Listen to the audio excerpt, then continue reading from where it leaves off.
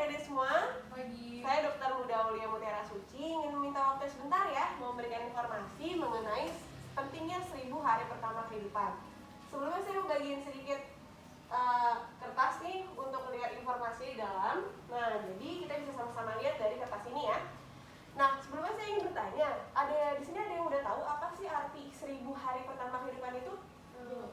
Oh, belum ya. Baik, saya jelaskan sedikit. Jadi 1000 hari pertama kehidupan atau yang biasa disebut sebagai 1000 HPK itu merupakan masa sejak anak di dalam kandungan sampai dia lahir sampai berusia 2 tahun. Nah, di sini nih ada gambarannya. Jadi dari dia dalam kandungan yaitu sebanyak 280 hari, lalu saat lahir sebanyak 180 hari sampai 6 bulan, lalu 6 sampai 8 bulan itu sebanyak 60 hari.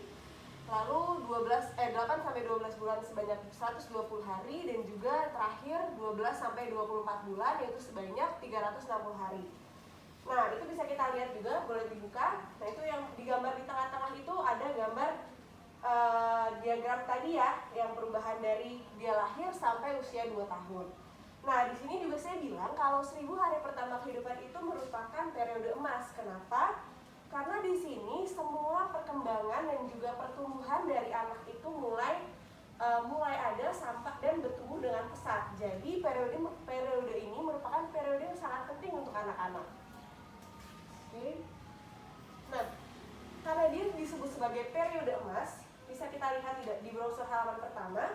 Yang terjadi dalam 1000 hari pertama kehidupan itu adalah terjadinya perkembangan otak, pertumbuhan badan yang sehat, jadi anak bertambah tinggi atau pertumbuhan pada rambut dan lain-lain. Lalu adanya perkembangan sistem metabolisme tubuh, dan yang paling penting adalah pembentukan sistem kekebalan imun dari anak itu sendiri. Oleh karena itu, keempat poin ini merupakan hal yang sangat penting menjadi bekal anak nantinya saat sudah dewasa.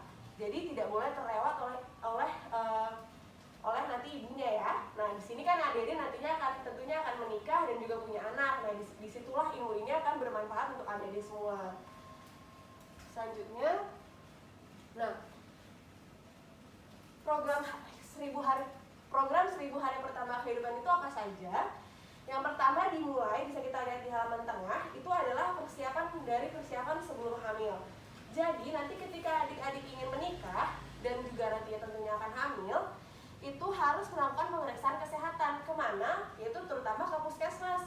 Nah, di puskesmas itu biasanya gratis. Ya, kadang bisa juga di rumah sakit oleh dokter masing-masing.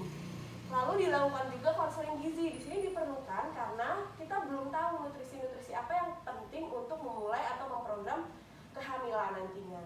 Nah, ini harus dilakukan oleh istri dan suami. Jadi harus dilakukan oleh pasangan, bukan cuma adik-adik saja yang akan hamil nanti. Suaminya juga perlu ikut nantinya.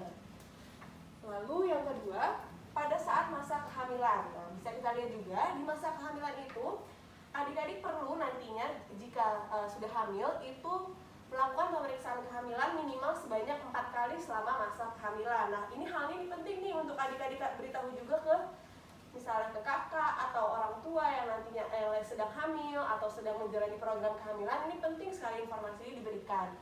Lalu makan makanan bergizi itu juga penting karena pada saat kehamilan tentunya dibutuhkan nutrisi yang lebih.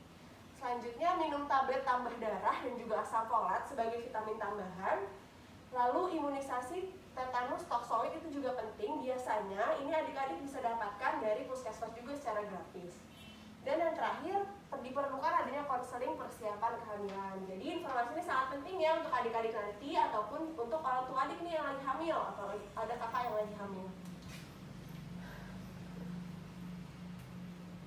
Nah, selanjutnya yang ketiga adalah masa saat persalinan dan menyusui. Nah, di sini setelah adik nanti melewati masa kehamilan, nanti akan masuk ke fase persalinan. Nah, di sini hal yang sangat penting adalah proses persalinan itu wajib dilakukan atau dibantu oleh tenaga profesional, tenaga medis profesional. Seperti apa sih contohnya tenaga medis profesional? Mungkin adik-adik kalian tahu? Dokter, betul sekali. Jadi selain dokter, ada juga bidan, ada juga perawat yang mungkin nanti memang sudah berkompeten untuk menemani adik-adik nantinya untuk melakukan persalinan. Nah, yang tidak boleh biasanya adalah dengan dukun beranak, itu sudah tidak boleh ya. Nah, selain itu, selain dia tidak mengerti bagaimana cara profesionalnya, itu juga bisa menyebabkan penyakit-penyakit lainnya nanti. Selanjutnya adalah konseling inisiasi menyusui dini. Bisa dilihat di foto ini. Jadi setelah nanti ada proses melahirkan, ada baiknya itu bayi nanti langsung diberikan ke payudara ibunya untuk melakukan inisiasi menyusui dini untuk mendapatkan ASI. Selanjutnya diberikan ASI eksklusif selama 6 bulan dan nantinya akan saya bahas lanjut. Lalu adalah pemberian makanan pendamping ASI, juga nantinya harus dikonselingkan ke dokter anak masing-masing. Lalu nutrisi yang tepat untuk menyusui dan juga pelayanan KB setelah melahirkan. Mungkin saya kecepatan atau ada yang ingin bertanya? Belum ya? Nah, selanjutnya pada bayi dan balita, setelah bayi lahir, nah ini mulai seperti yang sudah saya jelaskan tadi, adanya pemberian inisiasi menyusui dini dan juga pemberian ASI eksklusif. Di sini ada yang tahu pemberian ASI eksklusif sampai usia berapa bulan ya? 6 bulan. 6 bulan, betul sekali. Jadi sampai usia 6 bulan itu bayi harus wajib hanya meminum ASI saja, tidak diberikan minum minuman atau makanan yang lain. Karena sudah diteliti bahwa ASI itu sudah memiliki nutrisi yang sangat cukup dan memiliki nutrisi yang terbaik untuk anak-anak nanti, untuk anak bayi nantinya. Jadi dia tidak diperlukan adanya makanan-makanan tambahan lainnya ya. Selanjutnya, selain ASI juga anak berhak mendapatkan imunisasi atau vaksin yang biasa kita dengar itu wajib sekali dan harus ada kartunya nanti wajib diisi secara rutin, secara tepat waktunya juga.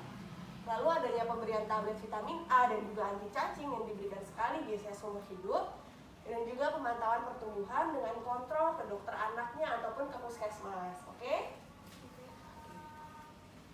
Jadi seperti yang sudah saya bilang tadi, apa yang kita alami, lakukan ataupun berikan selama anak kita berusia dalam 1000 hari pertama kehidupannya itu merupakan atau memberikan konsekuensi yang panjang untuk kedepannya.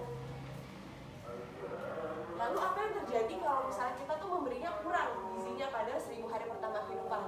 Pertama, anak-anak tersebut akan mudah terserang penyakit. Nah, banyak sekali ini kan virus-virus yang sekarang ini sangat, dari corona. Nah, itu salah satu penyebabnya dia bisa mudah terkena penyebabnya karena misalnya gizi yang kurang pada saat mereka masih bayi. Selanjutnya yang kedua, dampak jangka panjangnya adalah bisa terjadi kegemukan ataupun terlalu kurus, ataupun kencing manis, darah tinggi, dan lain-lain. Lalu yang ketiga yang paling penting adalah terjadinya anak stunting. Di sini udah ada yang tahu stunting itu apa? Oke, ada yang udah tahu, ada yang belum ya. Nah, jadi saya jelaskan sedikit. Stunting itu adalah anak pendek. Nah, sebenarnya anak pendek itu sudah tidak digunakan lagi kata-katanya. Cuma untuk mempermudah, dia itu adalah anak pendek karena akibat kurang gizi. Bukan karena pendeknya saja yang berbahaya, tapi otaknya tuh memiliki terjadi keterlambatan. Jadi memiliki biasanya IQ-nya yang rendah. Itu yang parah dalam anak-anak stunting ini. Lalu penurunan tingkat kecerdasan yang sudah saya bilang tadi, dan juga pada anak perempuan biasanya nantinya akan beresiko untuk melahirkan bayi yang kurang gizi juga atau bayi dengan berat badan lahir rendah. Oke. Bisa dilihat di halaman yang paling pertama ini. Nah, jadi di sini mengapa kebutuhan ini penting? Karena jika tidak dipenuhi, maka pertumbuhan dan perkembangannya akan terhambat. Dan jika memang sudah terhambat, itu tidak bisa diperbaiki dan nantinya akan bersifat permanen. Kasihan kan yang kita lihat bayi-bayi yang memang sudah kurang gizinya nanti akan terbiasa seperti itu sampai mereka dewasa. Kita tidak mau kan terjadi itu pada anak-anak kita. Jadinya kita harus memberikan semua yang terbaik dalam 1000 hari pertama kehidupannya. Nah, ini dia, ayo bersama berikan yang terbaik untuk anak dalam 1000 hari pertama kehidupannya. Nah, mungkin sampai di sini ada yang ingin bertanya atau mungkin saya terlalu cepat? Enggak. Ada yang ingin bertanya?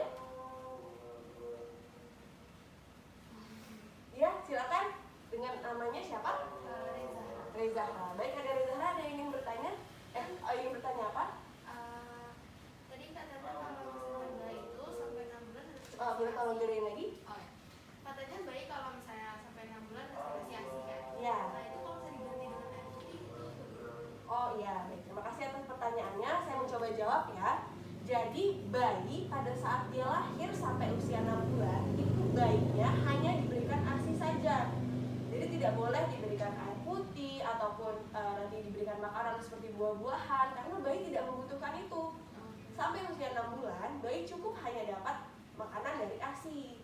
Karena aktivitasnya masih hanya nangis, pup, buang air besar, buang air kecil, tidur. Dia tidak memerlukan banyak makanan. Namun nanti setelah 6 bulan baru boleh diberikan makanan-makanan